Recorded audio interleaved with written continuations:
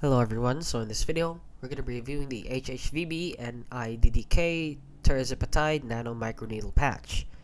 But before we get into the review, while you're waiting for my next video, scammers are still targeting you.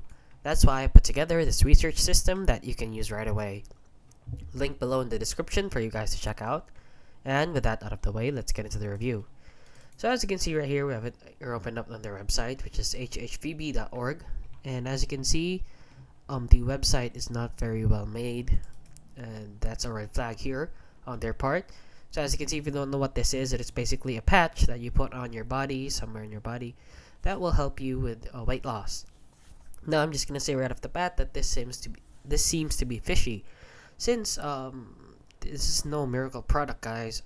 Even if you put this or use this regularly or religiously, you will never lose weight if you don't also go with a proper diet and proper exercise. And if you're wondering if this is safe or not, as you can see, tirzepatide side effects here on drugs.com.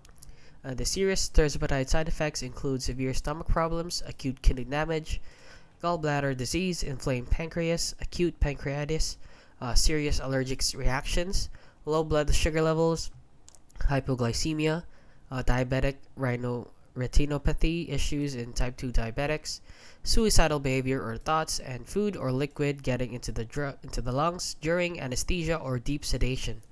So you should stop using this medicine and get emergency medical help if you have signs of allergic reaction, hives, difficulty breathing, feel lightheaded, swelling on your face or lips, tongue or throat, and pancreatitis with symptoms of severe pain in your upper stomach, spreading to your back, nausea, and vomiting.